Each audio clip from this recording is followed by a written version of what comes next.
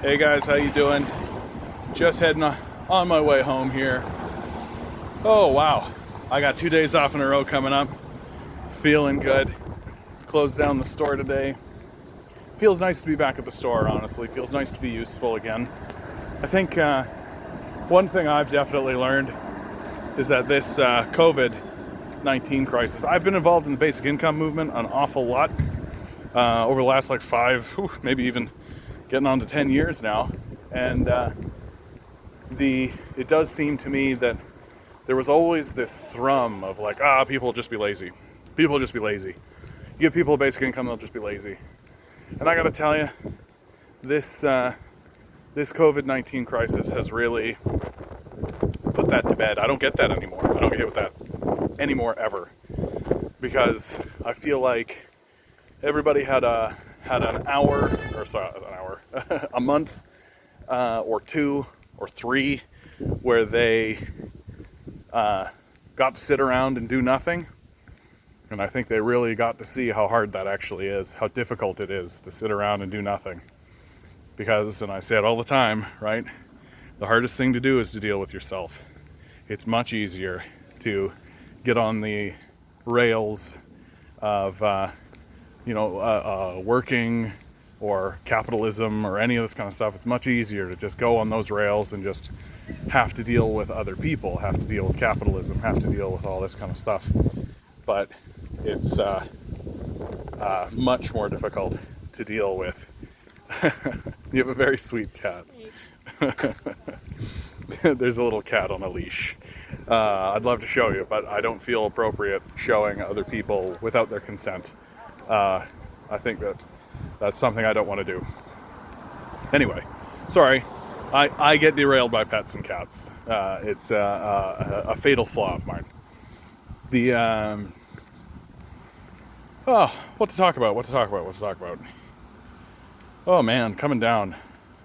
I feel like everybody's exhausted. All the time. Definitely I see it. And definitely I think like there's this opinion going around, like people feel guilty taking time off. I think that that's true. I think that people feel guilty taking time off. And people feel guilty when they have been given time off, or when people work to give time off to them. I think there's this sense of guilt that's bred in to the capitalist system, that I think I work very hard. Like, I work very hard to ensure that people get like 2 days off in a row. I make a schedule, right? I'm the guy that makes the schedule. And I work very hard, even to the point where I'm willing to sacrifice a bit of my time to ensure that everybody gets a good like chunk of time off, 2 days off in a row, right? If I can do 3, I'll do 3 for them. Give them that opportunity to really enjoy their own life. And I really do get a bit of pushback from people who feel like, John, you don't need to do that, or okay, if you can, like don't feel like, I don't want to put anybody out. People feel guilty about it. People feel like they're gonna get looked down on, they're gonna get a talking to, they're gonna get all this kind of stuff that comes their way. And meanwhile, I'm sitting there being like, no, we need to rest. Capitalism kicks us in the teeth. We need to rest. We need time. We need a day to take care of just ourselves in terms of the practical sense of living. We need time to do our laundry, time to do our dishes, time to do our chores, clean the place, clean the bathroom, sweep up, mop up. We need time to do all of these things and to do the deep cleans of our lives, right? And then it's nice to have a little bit of extra time to go and enjoy your life, for God's sakes, right? Go plan a day with your friends, have fun, and just being, one of the oddest things is being confronted with this sort of, like, I know they want it. I know they want it. But I'm confronted with this sense of guilt from people. And that's just like built right in. Built right in.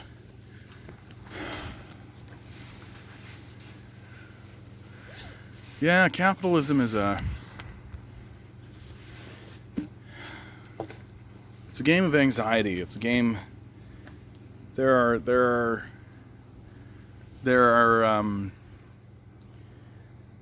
are terrorizing aspects that are built into the structure of the system that you can dehumanize people, and people can be dehumanized because of the structure of capitalism and capitalist businesses. Because capitalist businesses are always structured in a top-down hierarchy. Because that's the fastest, most efficient way to get what you want done while dehumanizing the cogs in the machine that you benefit from. That's absolutely, desperately important to how the system works. And you can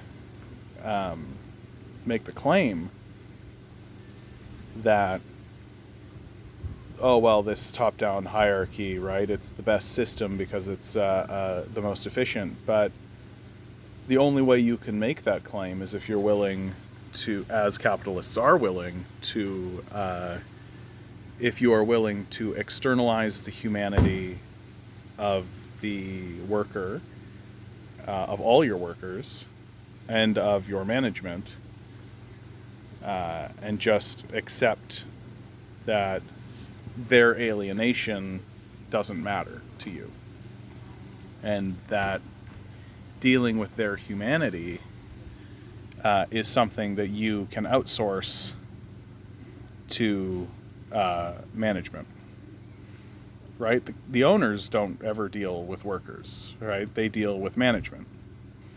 And they even have an even more detached, like, really, when you think about it, right? If you're a worker, right, your point of contact is into management, your assistant managers and your managers, right?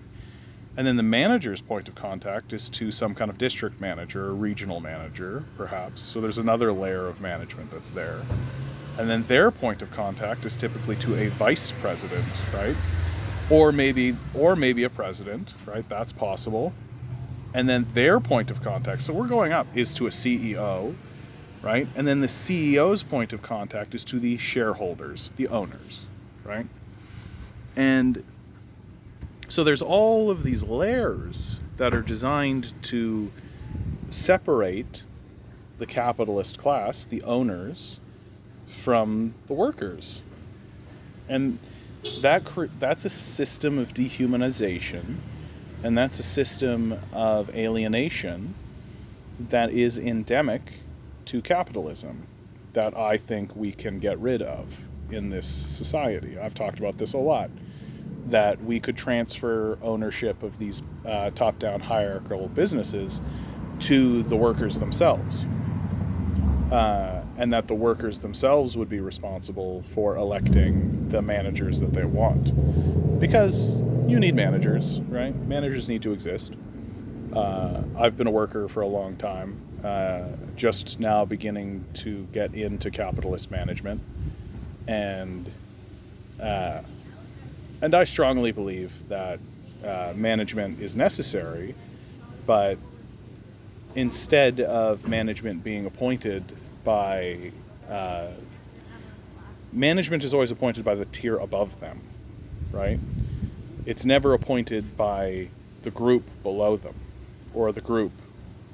They're never considered part of the group, right? They're part of this triangle, right? That like, you go up in tiers. We've all seen this, right? It's the pyramid structure, because capitalism's a pyramid scheme.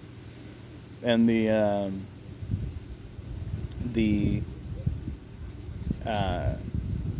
but I think that managers could be elected from within by the workers themselves, and that if the workers feel that the management is not doing a good enough job for them, then the workers can decide to replace that manager. And an interesting thing that corporate capitalism hasn't really understood, that the military does understand, is the idea of proper pay scaling, right? What I mean by that is, like, the only way to increase in your pay is to ascend this hierarchy, right? But the military understands that if that's the only way that you can increase your pay, then you start to lose really good people in positions who are really good in the position that they're in. So if you have a really good sergeant, right, you don't necessarily want to promote them to a different job, which is lieutenant, because maybe they won't be a good lieutenant, maybe they don't want to be a lieutenant, and you're also losing a really good sergeant, right? That's why you get ranks within the sergeant, right? That's why you have like Master Chief and Master Sergeant and all this kind of stuff. And so you have a sergeant tier that ascends horizontally. So instead of them going up vertically to lieutenant, they go horizontally, increase their pay and increase their rank on that tier. So a lieutenant, even a first tier lieutenant, will always outrank a sergeant, and so they have to defer to that lieutenant because that's how the chain of command works. But their pay, but a sergeant rather that's farther along rank will always outrank any sergeant that's lower, right? So that chain of command very much looks like that, gives an S. And so you can end up with these situations, and this totally happens, where you have a sergeant that's getting paid much more than the lieutenant he's taking orders from. And corporate capitalism has not yet figured out this crucial dynamic, which is that if, like, I'll talk about it in terms of like a kind of thing that everybody has even a sort of idea of. If you have a barista, right? So let's say you've got a barista, a shift supervisor, assistant manager, and a manager, right? And those are the roles that exist in Starbucks, let's say. So if you have a barista who is an excellent barista, and who connects with the customer, and who maybe is doing like latte art and is juggling bottles and singing and dancing and is a true attraction to your store, right? Boy, do you want to keep them. Boy, do you want to keep them. But if you promote them, then suddenly they're not going to be able to dedicate as much time to doing the stuff that the customers love and that attract people to your store. And boy, are they not going to be able to commit that much time. And maybe they don't like the idea of having to task other people and coach other people and instruct other people. But that's the only way that they can ascend, right? That's the only way that they can go up kind of the hierarchy. And it would be smarter for corporate capitalists to acknowledge that it's a good idea to have good baristas. And so we should pay them better and create a ranking system and a tier of baristas that acknowledges their skill set and also compensates their skill set, so that you can end up in a situation where you have a barista that's paid more than the shift supervisor who is tasking them and telling them where to go and what to do. And I think that would be a wiser way to structure these systems. But capitalists don't respect the soft skills and the soft services. And that's obvious, right? Capitalists don't have respect for things like customer service. Capitalists don't have respect for the arts, and they don't have respect for any task or any activity that isn't directly, and I mean directly, giving them money. So if the cashier is not actively cashing someone out or giving them a product that is plus money, capitalists don't respect that. They don't have respect for like, I knew a young lady once who I worked with, and it was I worked with at a coffee shop, because I did the coffee shop run just like most people do, I think. And she worked at a coffee shop, and she was the definition of customer service. Any owner and and this was at a private shop, so it wasn't a direct owner, it wasn't corporate. Any owner would be glad to have her, because she's a draw to your store. She was beautiful, she was funny, she was talkative, she was an excellent barista in every regard. And one day, she had a slow evening, as you do, right? As you do. Could have been raining, could have been doing all this kind of stuff. And so she spent some time with one of the regular customers, having just a chat, having a conversation, talking about life, about the day, about these sorts of things, building a rapport, right? It's like that classic image of the person sitting at the bar, pouring out their troubles to the bartender. But instead of a bartender, it's a barista. And in my profession, this is called excellent customer service, because these are the things that people remember. This is what brings that person back over and over again, is the hope for another encounter such as this, the catharsis of being able to alleviate their own tension and their own problems. These what are called the humanities. These desperately important things that we have forgotten all about and denigrated and dismantled in our society, that we don't care at all about the humanities, and yet it's the backbone of how we communicate with one another. And so the owners, who were the type who would go back through the tape, right? They would take a look at recordings. They saw this. So already, like, why are you spying on your employees? That's very odd. And I think if you have that in your head, then you're a very odd type of person. And they saw their excellent barista having a conversation with one of the customers for a length of time. And honestly, I don't care if that conversation was a half hour or an hour. I don't care. She does all of her work. She gets everything done, and she does this with her with one of the customers. Absolutely fine, especially on a slow night. And so what they did is they cut her hours, right, and made it very clear that providing excellent customer service is not acceptable. And so she just snuffed up her nose at them, because she's an excellent barista, walked across the street to the coffee shop that was there, and got a full-time position there. Like that. Didn't even care, right? She wasn't going to be disrespected, and she wasn't going to let them disrespect her profession, which is exactly what they did. They disrespected her profession. And I actually ended up writing a letter to, because they were a franchise, and I wrote a letter to the corporate head office saying explicitly, like, these people are going to tank this business by this summer. Like, this is the kind of behavior that it's just not acceptable.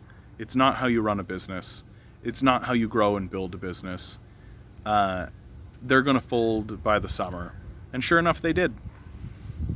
And it's because corporate capitalists and capitalists generally don't respect what good customer service is, because they don't respect the humanities, and they don't respect what the humanities bring to a business environment, right? The humanities bring and breathe life into a business environment. A business environment can be sterile. We've all been there. You've walked into a Walmart, right?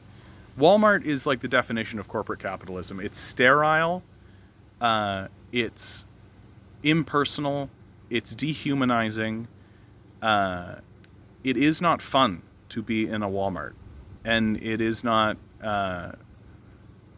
It's got this. There's just this deadening experience, and their draw and their pull, of course, is that they just have a lot of stuff. They're just a big old warehouse, and they just got a lot of stuff. But, it's the type of environment that just breeds this, like, I remember I was in a Walmart once where there was an older lady who just sort of was leaning on a couple of boxes, who worked there. She was wearing the outfit. And she was just sort of jawing with someone for a minute. And I actually saw someone go and complain to one of their managers about this. And I thought to myself, what an evil thing to do. What a rude thing to do, right? Like, who cares if this older lady is leaning on some boxes? Like, how dare she, infuse a touch of humanity into the workplace? How dare she ingratiate herself to someone in the community? How dare she build a community? But that's not Walmart's MO. Walmart is a warehouse, and its job is to push people in and out. That's all it does. And so, as we move forward here in corporate capitalism, it's going to become more and more obvious that the capitalists do not care about the humanities. Well, guys, I'm getting rained out, so I'm going to go. I love you all. Like, share, subscribe, all that kind of nonsense. Oh yeah, I'm getting rained out hard. Love you all. Good luck.